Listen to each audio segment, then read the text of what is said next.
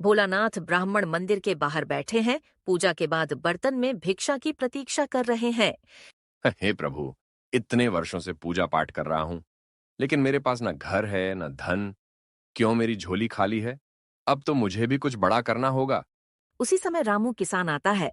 पंडित जी, लो ये थोड़ा चावल और गुड़। कल फसल कटी थी, आपका आशीर्वाद था। रामू, तेरी मेहनत रंग लाई, पर सोचता हूं कब मेरी किस्मत खुलेगी। भोलानाथ सोते समय सपना देखता है। भोलानाथ, तुम्हें कल सुबह जंगल में एक बट वृक्ष के नीचे एक कलश मिलेगा जिसमें सोना है। पर ध्यान रहे, ये धन सिर्फ ईमानदारी से काम में लेना, किसी को नुकसान न हो। हे भगवान, सच में मैं तो अमीर बन जाऊंगा। भोलानाथ दौड़ते हुए जंगल में पहुंचता है और सचमुच एक कलश पाता है जिसमें सोने के सिक्के हैं। हाँ हाँ हाँ, अब मैं सबसे अमीर बन गया। लेकिन देवता ने कहा था ईमानदारी से उपयोग करना। चलो, पहले किसी को बताता नहीं, खुद ही सब रख लेता हूं। वह चुपके से कलश को अपने घर में छिपा देता है।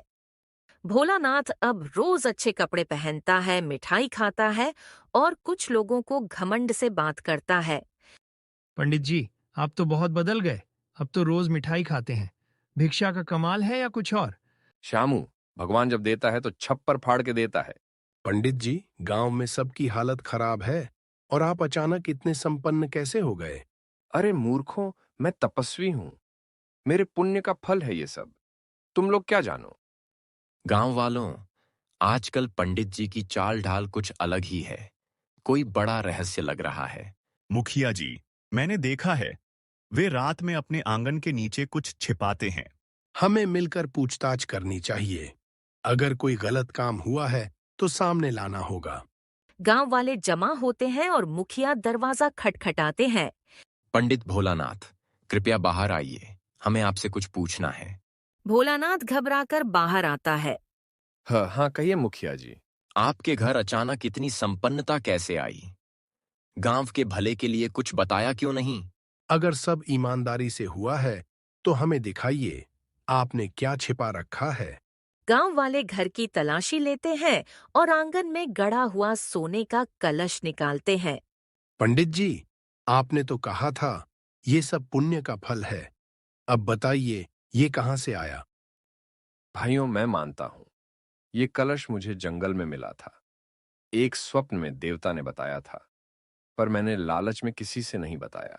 देवता ने कहा था इसे ईमानदारी से उपयोग करना, लेकिन तुमने इसे छिपाया, घमंड किया।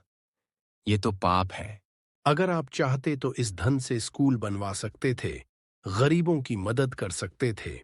भोलानाथ को अब ये धन गांव की भलाई में देना होगा, एक पाठशाला और एक कुआं बनवाने में। और वे 1 वर्ष तक गांव के किसी भी कार्य में बिना पारिश्रमिक के सेवा देंगे। यही सच्चा प्रायश्चित होगा। गांव वाले तालियां बजाते हैं और सहमति देते हैं।